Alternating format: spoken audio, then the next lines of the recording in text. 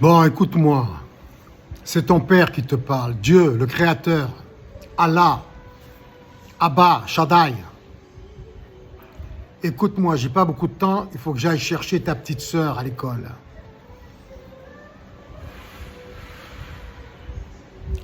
Je vais parler de quelque chose de complexe, mais je vais essayer de vous l'expliquer avec des mots très simples pour que vous puissiez tous bien comprendre et je vais essayer de bien l'articuler. Oui, parce que c'est important les messages. Pour qu'ils soient bien transmis, il faut faire des efforts. C'est pas parce que on est professeur que forcément on est un bon professeur. Il faut faire des efforts vestimentaires. Il faut faire attention à comment on se présente devant ses enfants. Se rafraîchir le visage, pas sortir du lit, faire des vidéos, ne pas montrer ses seins, se maquiller comme un clown, avec les sourcils épilés, couvert de bijoux, de tatouages et parler vulgairement. Non, c'est pas comme ça que je vous ai éduqué. Essayez de donner une bonne image de vous-même. Ce que j'essaye de faire, mais moi je suis Dieu. Je peux faire ce que je veux, mais pas vous pour l'instant. Mais je vous invite à le devenir. Mais même en tant que Dieu, il y a des règles de bonne conduite. J'ai sûrement failli à ces règles de bonne conduite, hein, et je ne suis pas différent de vous. Nous sommes tous pareils, nous sommes tous Dieu, mais à différents niveaux sur le chemin de notre évolution, celle qui va nous conduire sur notre trône dans le royaume des cieux et sur terre, dans celui que nous allons construire ensemble. Vous n'avez pas le choix. C'est mon univers. C'est moi, le premier qui suis assis sur le trône céleste. C'est donc moi qui ai tous les pouvoirs pour l'instant. Mais je vous invite à venir me rejoindre si vous avez les mains propres, le cœur pur et l'Esprit Saint, bien entendu. Sinon, vous connaissez la règle. Je vous renvoie sur terre. Et sur terre, dans mon royaume sur terre, comme dans mon royaume dans les cieux, vous n'y rentrerez pas si vous ne respectez pas ces trois règles. Propreté, extérieur, intérieur et spirituel. Voilà. Donc, où je veux en venir? Je voulais en venir à Abraham. Abraham, c'est comme moi.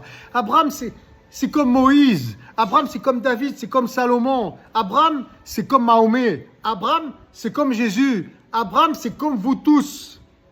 Tout se passe pour tout le monde dans la tête. L'esprit cosmique, il est aussi dans notre tête. Je suis dans votre tête. Vous êtes vous-même dans votre tête.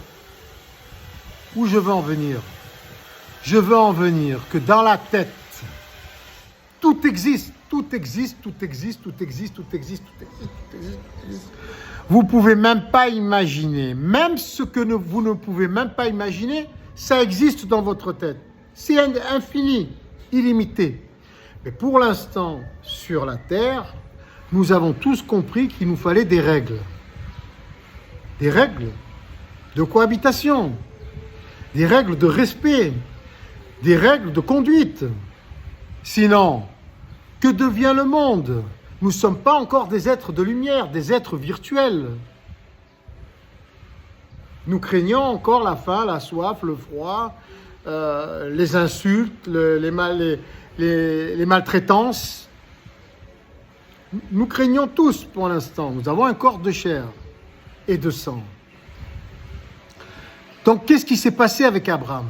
Abraham, il a mis son fils sur l'autel, sur un bûcher,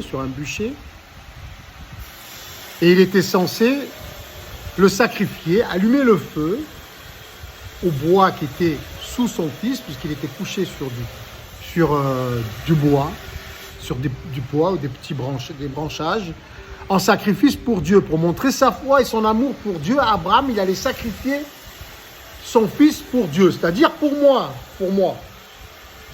Moi, je suis le père de l'humanité. Je suis le père, tout court, je suis le créateur. C'est moi qui vais demander à mes enfants de sacrifier mes enfants, de les assassiner sur un bûcher ardent pour me prouver qu'ils m'aiment et qu'ils ont confiance en moi. Et c'est moi qui vais dire, oh, j'arrête le feu et je mets une chèvre à la place de ton fils, Abraham. Non, non. Comme c'est pas moi qui ai écarté la mer avec Moïse. C'est lui qui l'a écarté. C'est Abraham qui a voulu tuer son fils. Tout était dans leur tête, à tous les deux, à tous les trois, à tous les 12, à tous les 20, à tous mes enfants. Tout se passe dans votre tête.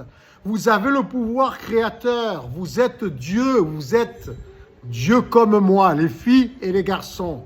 Nous sommes tous Dieu et tout se passe dans notre cerveau, dans notre tête et dans notre esprit.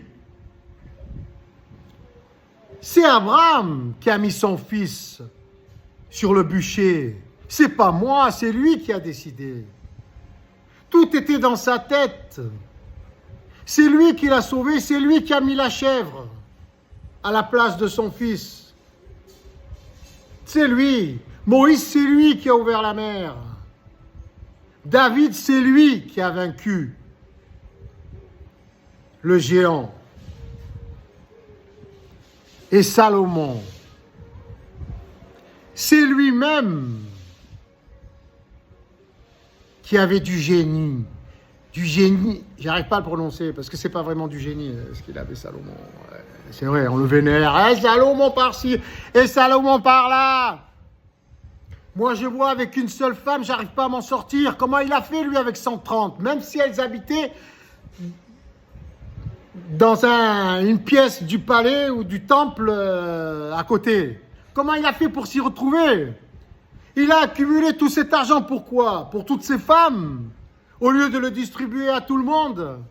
Et pour finir avec qui? Avec la reine de Saba. Qui c'est celle-là? Une reine de Saba. Qu'est-ce qu'elle faisait en Éthiopie? Non, faut arrêter. Faut arrêter, tout est dans votre tête. Par contre, si dans votre tête, vous choisissez le bon canal, de préférence le mien, mais si vous ne croyez pas en votre père, au moins croyez en votre frère. Il n'y en a pas mieux. C'est mon meilleur fils. Il a cru en moi. C'est lui qui a cru le plus en moi et c'est lui qui a cru le plus en lui-même, car il a dit « Je suis Dieu, comme mon Père ». Vous l'êtes tous. Et aussi fort sera votre foi, aussi grands seront les miracles. Comme moi, je peux déchaîner tous les éléments naturels de tous les univers, car ma foi est immense. Et vous pouvez aussi